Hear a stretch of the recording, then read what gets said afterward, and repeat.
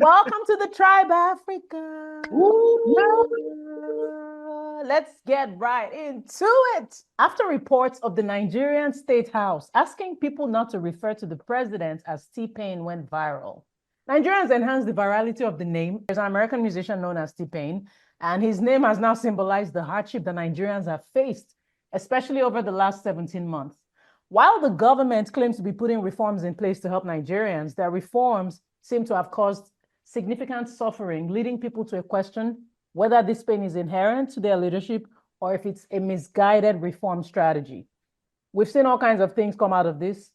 Somebody even released a music video. Check it out. All he does is increase price no matter what.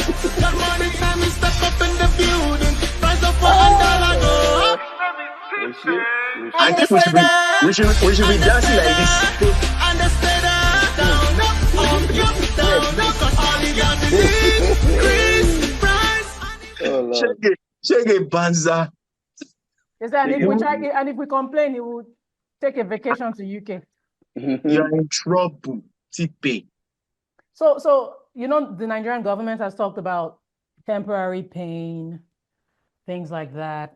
T-Pain. T stands for Tinubu. So, are you really just catching that, Habib? Was that what he means? T-Pain? Kabuchi, what's going on with Habib this evening? Habib's on here. Uncolos. That was very creative. I feel like whosoever came up with that name deserves a diplomatic passport. But the State House has said they should stop it. So stop what? You want to muzzle us?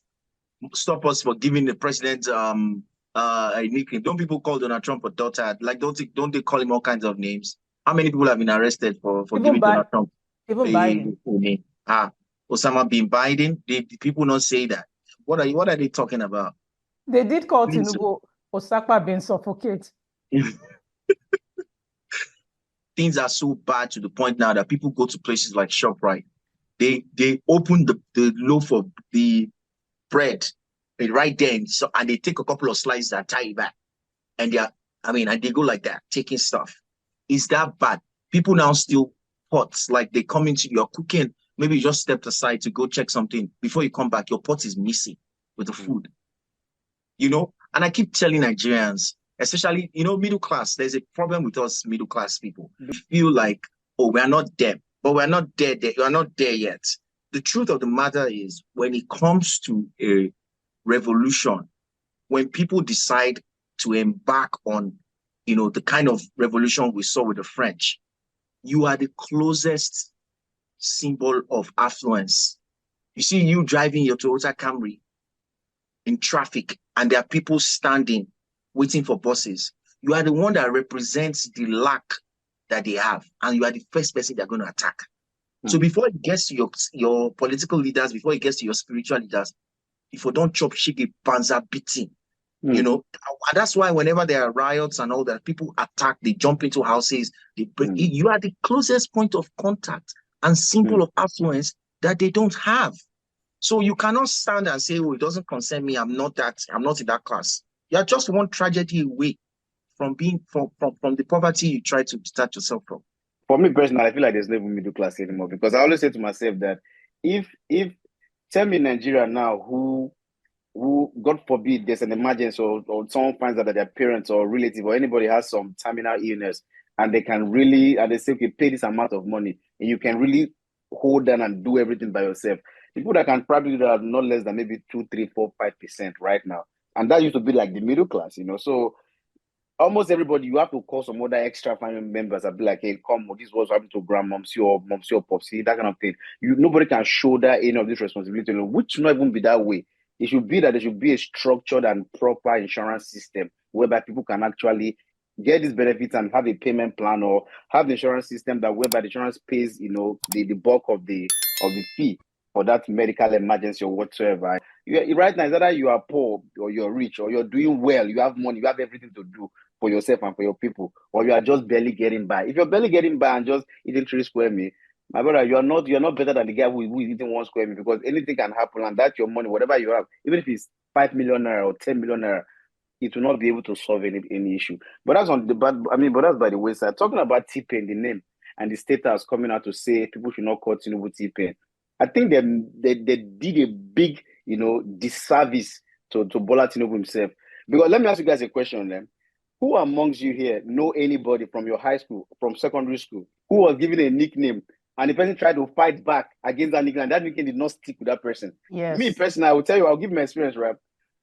When I was in secondary school, I was very, very skinny. I was skinnier than a broomstick. Skinny guy like this. This guy called Kingsley, very stupid boy, my classmate. He gave me the name Stico. Stico. I hated that name. I was fighting the guy. They still call me Tico till now when they say me. So imagine if I just kept quiet. So the best way to do is just ignore, act like you don't hear it, but they pay you, but just lock up. Because by the time you fight back and try to push back, it's just human nature. They want to call you that thing that makes you maybe mad, or they want to hear you, they want to see you react, they want to hear you say something. So I think whoever came up with that pronouncement or announcement saying that people shouldn't call the president T-Pain, they have right to call him whatever they want to call him. Whatever whatever they want to call him. He's the president, he's serving them now. So it's up to you to decide on what does this man represent in your life right now. He says still hope, no wahala. If he says hopeless, no wahala. Renew Shege, no wahala. Anyone want to call you, that's your problem. So T-Pain all the way, man. T-Pain. But the thing is that, the sad part is that we joke with these things, man. People are actually going through pain. People are hungry. People are dying, man. From malaria, little things like that. They can't even afford them, painkillers, They can't afford these things. Like, people are going through real pain. So this is not something to be laughing about. Yes, I understand the cool part. We need to smile to clear our mind and clear our brain, because if you pull all these things in your head sometimes, man, it becomes really, really, depressing, and you just want to blow out. You just want to talk to somebody, just want to do something. So yeah, that's why the part of social media and, all these people doing all these funny things, comes in play. So I want to say that, to your point, Kabuchi, Nigerians, we always find a way to smile through the pain. Yeah. We suffer and we smile. Now, whether or not that's a good thing is another conversation. Right? But as far as the nicknames, I have seen Kidem Young, Osapa being Suffocate. Oh, Lord. Somebody had him looking like Osama bin Laden. I have seen all kinds of names. Nigerians have too much time, man. Why the State House would think that they should try to regulate Nigerians calling the president. If you are performing, you will have we will be the ones singing your praise everywhere. We don't hate you. I don't hate you because I can speak for a whole lot of Nigerians. People are suffering. The 153 people or so who got killed after the tanker got overturned in Jigawa. That was very sad. Even with police warning them. Yes, it's not a unique incident. It's happened a couple of times, but these things are getting more popular. We're only hearing about it because people got killed tragically. But petrol is gold now. People are suffering. If you see petrol falling, a tanker overturned, and you see fuel pouring out, in today's economy, you'll be out there with a cup or a bucket too. That's not what I'm saying. People are just trying to survive. Literally, it's at this point for them, it's like they're dead anyway. Or they feel like they're dead anyway. So why not? I will risk whatever I need to risk. So the government wanting us to believe that they're doing well. Did you see the report from the World Bank saying that that's going to take 15 years? 15 years on Tinubu's reforms. I don't understand. First of all, World Bank, IMF, y'all need to really back off, because I don't know who is making you like the those are just economic hitmen organizations. They are just basically set up to perpetrate the interest of the West. They're never good for Africa. IMF and World Bank, never good for Africa. They're always suggesting devaluation. They're always suggesting things that put pressure on the currency. They are never, ever good for Africa. And Africans are not united enough to the point where we can face and fight all of these institutional barriers to our development and growth. When Kabuchi talks about, pessimism sometimes, I cannot fault it, because, when you look into the horizon, the first question you ask yourself is, where is the hope coming from? But I also understand that if you stare enough for a long time into the abyss, it starts to step back at you. So you need to balance your optimism for a better Africa, and then the hopelessness that stares right back at you. People who did not know what T-Pain was ended up knowing what T-Pain was because the State House said, stop calling this. You made it more popular. How do you think T-Pain? You probably like, man, people probably like, man, all these black people calling my name. What's going on, man? I'm famous in Africa, yo. It's a tough one. We have natural resources. We do not have any say in the pricing for these natural resources. There's some sort of board or agency that represents solely the interests of the West that regulates these prices. And because we have not developed capacity to extract value from these resources, we have to imagine having to move earth from Nigeria to China to be refined. Imagine that as it is today, we only have one refinery. And I heard Dangote is now worth $20 billion back. The rich keep getting richer. And we do not have anything that is obtained, mined in Africa and refined in Africa. Africa is big enough as a market for any kind of product. You understand what I'm saying? I remember one time when we were trying to work with Oyo State government to say, let us even make Oyo State the cassava capital of West Africa. West Africa alone. Do you know what the market for starch globally, the market for glucose globally?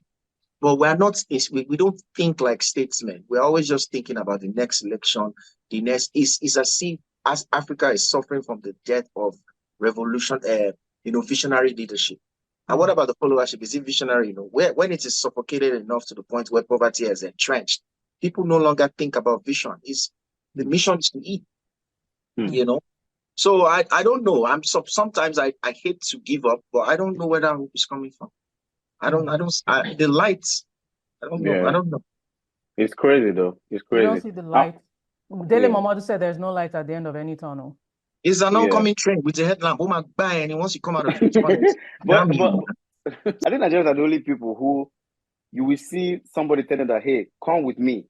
I am the light. Let's go on this journey together. Another person come and tell them that, you know what, come with me. I'm not the light, but there's a light at the end of the tunnel.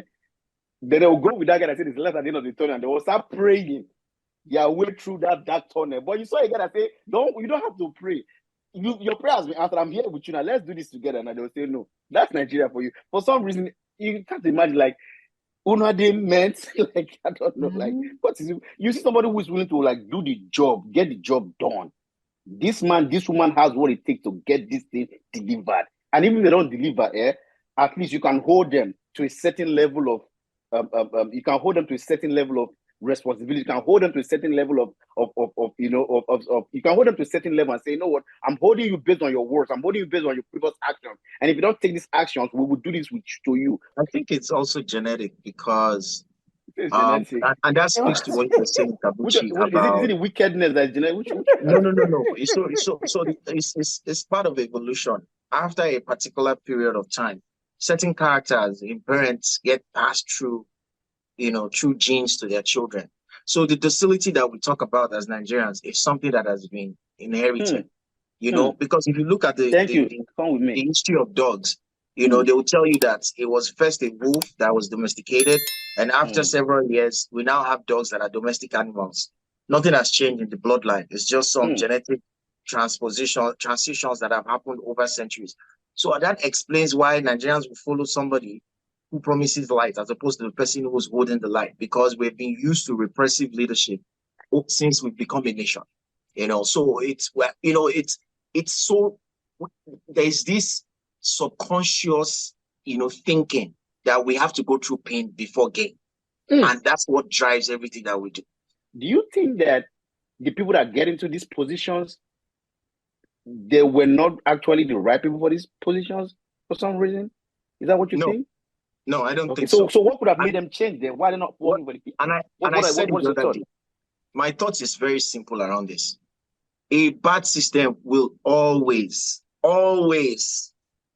knock down a good person. One thing that I've noticed about Nigerians is, despite their suffering, they are probably the kindest people and the most reasonable people you can ever come across.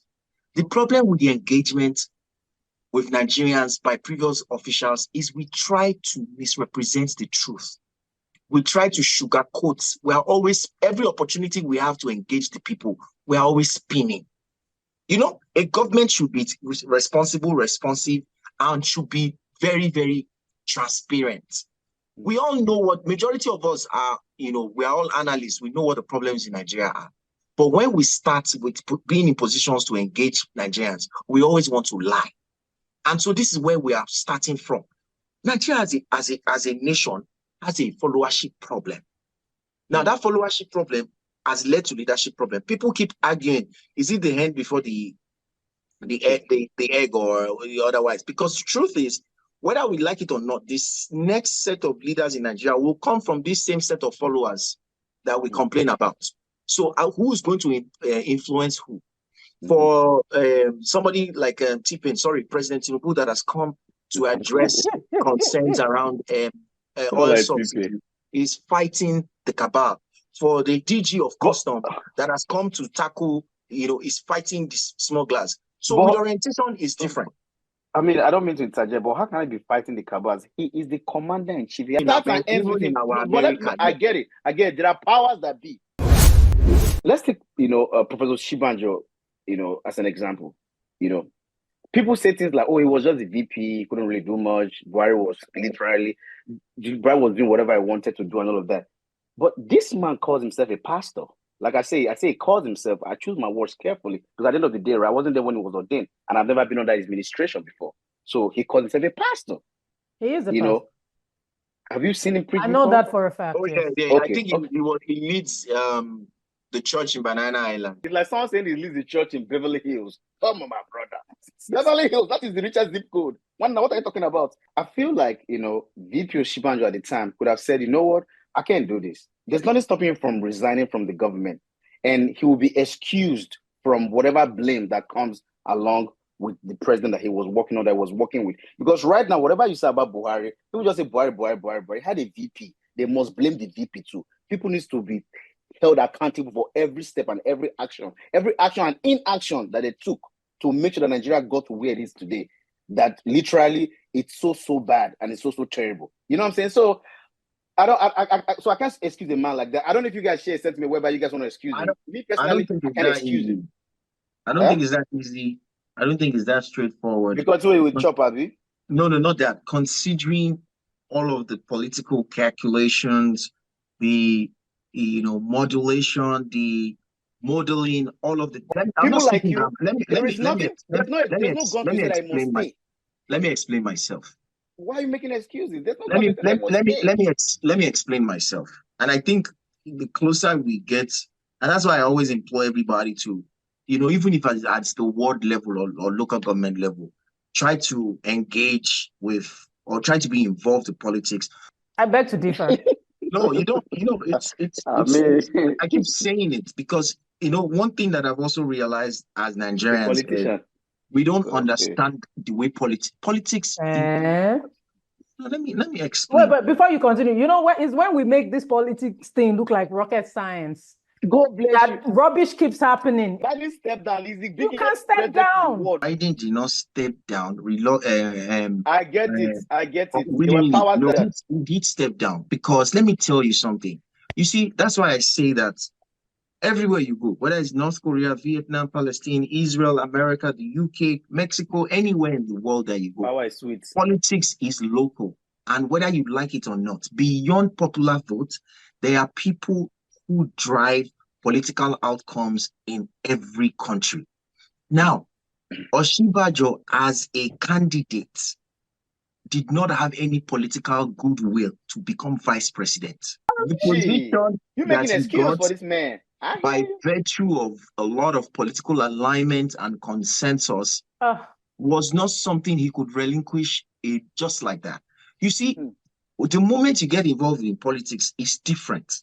And that's why, there are people who are professional politicians, there are people who are professionals in politics, and there are people who are just, in politics for whatever gains there are for them.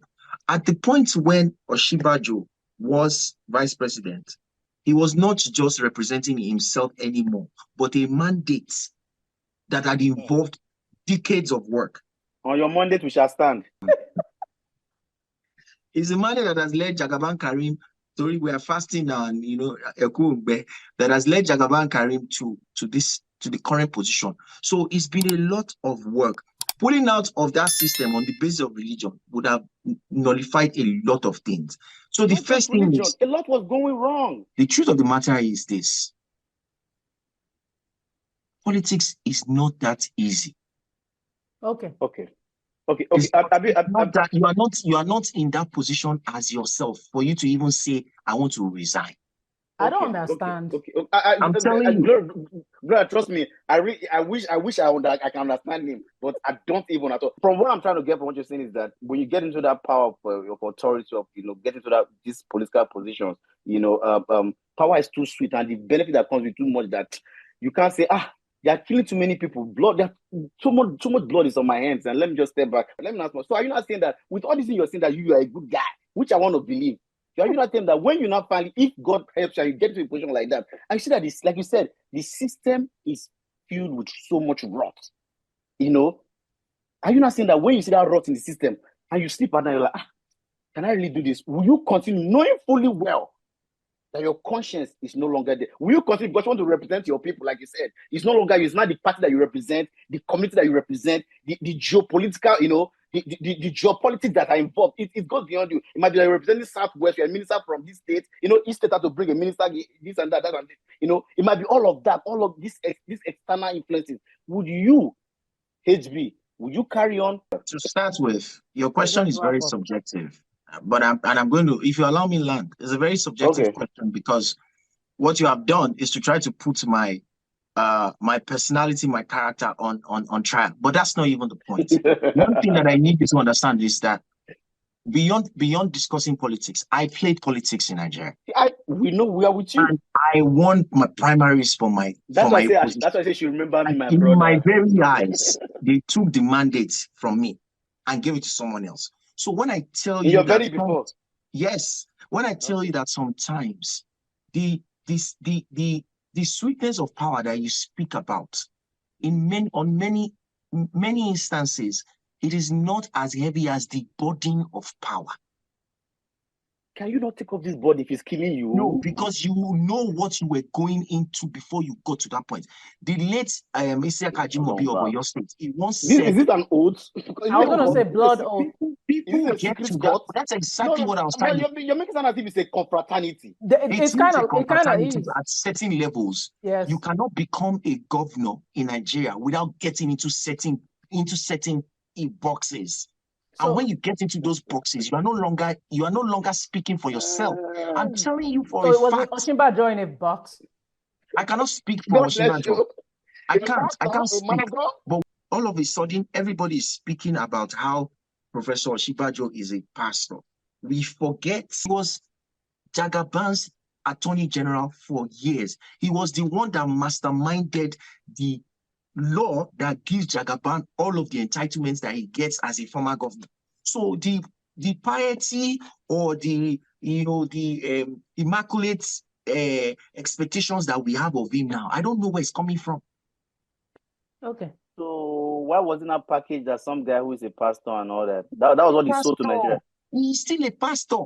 He is a pastor, is he not? But let me tell you something. If I want to become a governor now, and they take me into certain rooms and they say, eat this goat, lick this blood, lick this. And I'm saying yes and yes and yes at that point. When I become governor and things, it becomes very difficult for people to pull out at that point. You cannot look at Professor Osinbajo at face level and say that because he's a pastor, when things were going wrong, he should have resigned. It's deeper than that. That's all I'm going to say. I cannot defend it any longer, but it's deeper than that. Trust me, I can't excuse him. I'm just going to conclude by saying, I do believe he's a very brilliant man. People know him to be a man of integrity and he's upright. And he's a very wonderful man, as far as his personality, it seems he is. And I know people who know him personally. I've met him before, very pleasant man. But staying in that, being affiliated with that regime was not favorable towards him. Maybe he was afraid, maybe he didn't want to upset anybody. Because when he came out saying he wanted to be president, he actually said, I want to continue the good work that Buhari started. I'm not trying to make a declaration. If he's going to ever run for presidency, it's going to be really hard.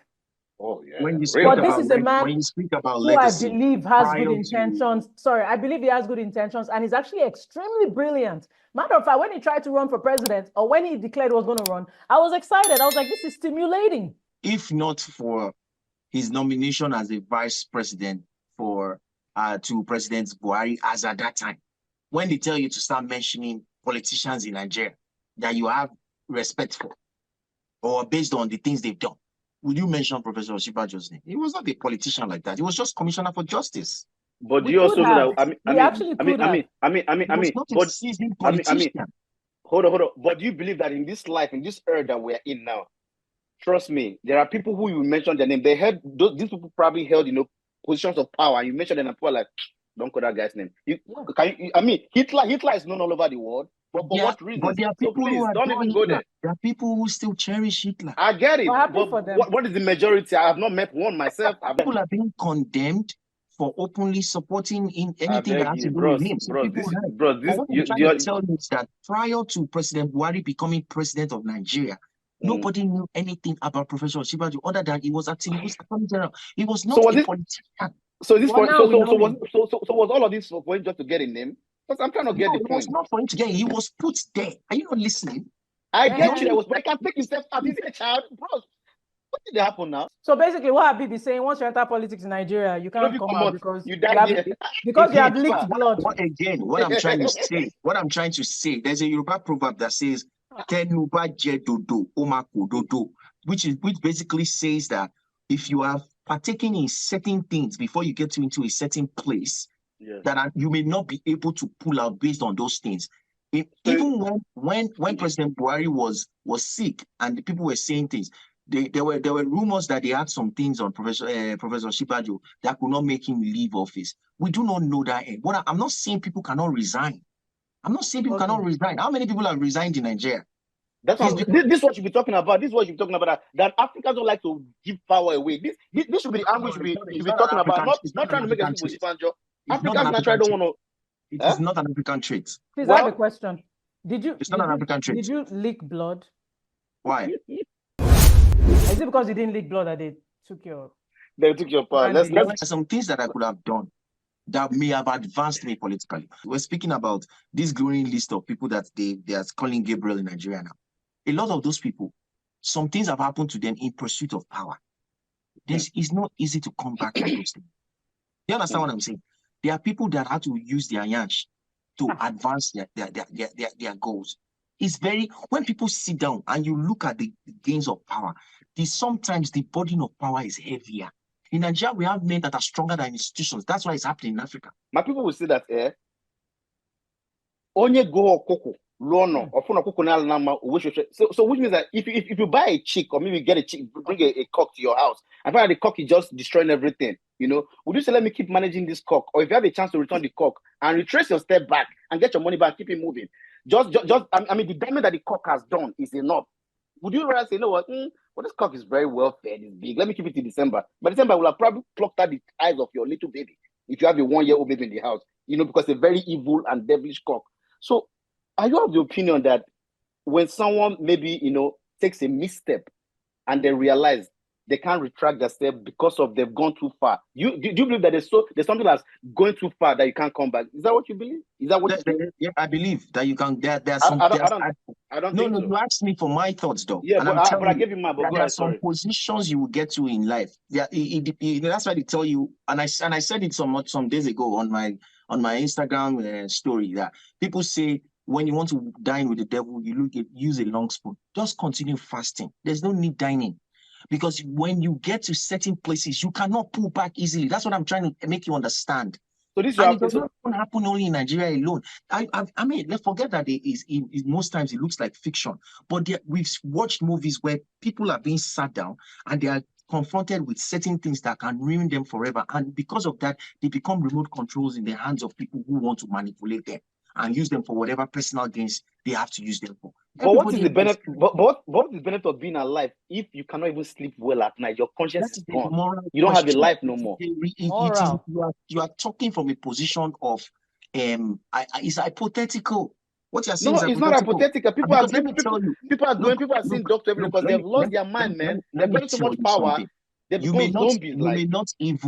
you may not agree with me, but to be honest with you, you don't even I'm not Christian, but there's something about the Christian faith that I say, and it even applies to all religions. You see, you cannot say you have an unshakable faith until your faith has been shaken.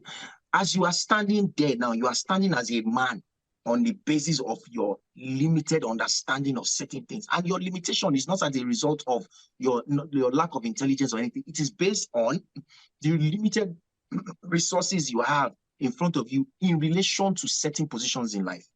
There are some, you will find yourself in certain places now where you as you are sitting there as Kabuchi, you do not know how you are going to react until you encounter those things. And that's why when they are talking about leadership qualities, they tell you that some leaders are situational leaders. Some people are born. Some people, their reaction is based to the situation they're confronted with.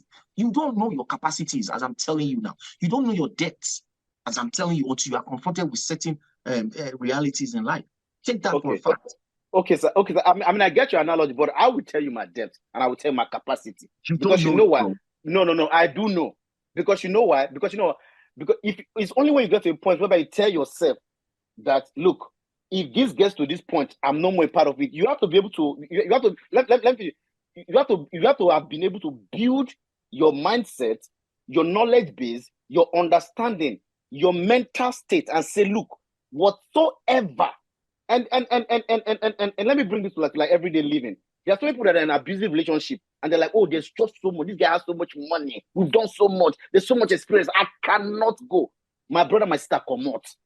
Even if it's 50 years marriage, if he lays down on you or she lays down on you, whatever you don't like, start to find ways to, because I'm sorry I have to digress that way. So I'm saying for myself, right, that it is only when you've not been able to tell yourself or define yourself and say, you know what? I mean, you might laugh and say that, oh, he's saying that because he hasn't tasted power. No, I'm of the opinion that you know what someone like me said. I'm of the opinion that someone like me can never be cancelled. You know why I can never be cancelled? Because I feel like, man, whatsoever I do or whatever step I take, even if I become so famous and I see some people like cancel me, I don't mind. They can't cancel me. You know what? They can't cancel me as long as I'm able to feed my primary responsibility, feed my wife and my family. If I can take care of those people around me, with no matter how little the resources, even if I had like 100 houses and they're like, oh, you're cancelled all over the world, we're taking the whole 100, and I have just one small room, and I'm at peace and I'm happy, I will be comfortable. It's a choice. It's how I've trained my mindset. And anybody that I want to build, that I've been with, that I am with, I say, look, this is how I live. If push ever comes to shove and the whole system, for whatever reason, I don't know, say, you know what, we're going to cancel this man, lock up his account, like literally stifle him of any financial whatsoever, I will be happy. As long as I have small thing just to feed myself and my family, trust me, we'll be very, very comfortable. I am never living my life based on the fact that I've gone so far, so I can't speak on senator where I can't be in some kind of place. I try to be politically correct. I cannot express my views. I cannot be a free human, the way I want to be, because I don't want to be maybe cancelled, or maybe I've been a part of the system for too long. If I pull back now, they're gonna be like, oh, but you were part of us from the beginning. We're gonna cancel you. We're gonna expose you. No. No. I try, like I tell you. If I see that it's going that way, I pull back. And even if I don't, and even if it happens that they not cancel me, as long as I have what it takes, no matter how little it is. The truth of the matter is that as humans, we don't need much to even be alive. As humans, how much do you need in a day? $100 will feed you in a day. You personally, $50 will feed you in a day. What do you really need? A small apartment like this, you don't need 100 houses. But when people think about the power, the influence, all the cars, and they're like, oh, I've gone too far, I can't pull back. Says who? You didn't make yourself. You were only placed on earth for a purpose. And if for some reason you found that purpose and you're in the right path going, and some other elements come along the line and they try to distort that purpose that you feel like God has placed you on earth to do, my brother, my sister, pull back. I agree with that, in that it's about your values. And I'm not saying you don't have values, Habib. Thank you for giving us the realistic side, because you're the one in it, right? We do need that perspective. And I'm not saying Osinbajo lacks values or any politician in his shoes, but you can actually walk away. Some of these people come from very, very good homes, but life dealt with them.